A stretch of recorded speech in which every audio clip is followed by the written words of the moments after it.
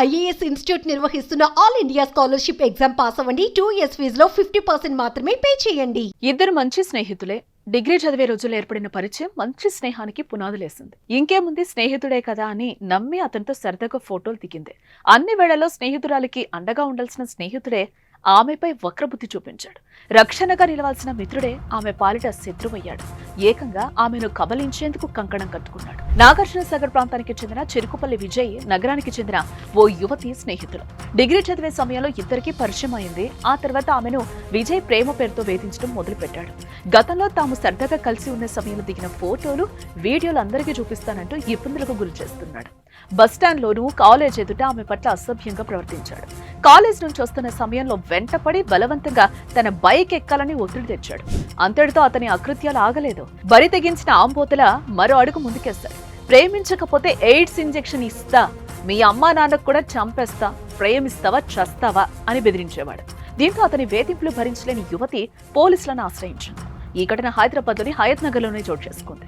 విజయ్ కుమార్ అనే యువకుడు తనను ట్రాప్ చేసి గతంలో దిగిన ఫోటోలతో అనేక సార్లు బ్లాక్మెయిల్ చేసి డబ్బులు వసూలు చేయడంతో పాటు తన వెంట పడుతూ కాలేజ్ వద్ద దాడికి పాల్పడుతున్నాడని బాధితురాలు పోలీసులకు ఫిర్యాదు చేసింది. నన్ను చంపుతానంటున్నాడని, తల్లిదండ్రులు లేకుండా బయటకు వెళ్లలేకపోతున్నారని, చదువుకోలేక డిప్రెషన్ లోకి వెళ్లిపోతున్నానంటూ రోధించింది.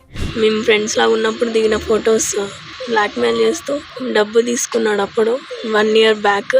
ఇప్పుడు మానసికంగా చాలా వేధిస్తుండు. ఇంకా మా ఇంట్లో చంపుతా, నిన్ను చంపుతా, బయటకు వస్తా అని నన్ను బెదిరిస్తుండు. ఇంకా చాలాసార్లు నన్ను రోడ్డు మీద కొట్టిండు. కాలేజ్ దగ్గరికి వచ్చి అక్కడ వచ్చి కొట్టిండు. ఇంకా ఇప్పటికీ చాలాసార్లు మా ఇంటి సైడ్ వచ్చి కూడా నన్ను చాలా కొట్టిండు. నేను ఏమన్నా అంటే, నువ్వేమన్నా నోరు తెరిస్తే నేను చంపేస్తా చూడు, నేను ఈయనే అని చెప్పి నన్ను బ్లాక్మెయిల్ చేస్తుండు. బస్ స్టాప్లో బస్ ఎక్కినప్పుడు కూడా బస్ ఎక్కి బండెక్కి బస్ స్టాప్లో వచ్చినప్పుడు అందరి ముందట పరువు తీయడం, కాలేజ్ దగ్గరకు వచ్చి అందరి ముందట ఫ్రెండ్స్ ముందట కొట్టడం, బస్ స్టాప్లో ఎక్కుతావా ఇప్పుడు సస్తావా అని చెప్పి నన్ను బెదిరించడం, ఇట్లా చేస్తుండు నన్ను. తన మాదిరిగానే విజయ్ చేతిలో మరో 3 యువతులు కూడా మోసపోయారని బాధితురాలు తెలిపింది. సమాజంలో ప్రేమోన్మాదుల అరాచకాలు రోజు రోజుకు పెరిగిపోతున్నాయనడానికి ఇదే నిదర్శనం. ప్రభుత్వాలు ఎన్ని చట్టాలు చేసినప్పటికీ యువతులకు ప్రేమోన్మాదుల నుంచి రకరకాల రూపాల్లో దాడులు ఎదురవుతూనే ఉన్నాయి. ఇటీవల హైదరాబాద్ లో తను ప్రేమించిన అమ్మాయిని ఆమె తండ్రి విదేశాలకు పంపించాడన్న కోపంతో ఓ ప్రేమోన్మాది ఎయిర్ గన్ తో అమ్మాయి తండ్రిపై కాల్పులకే తెగబడ్డాడు.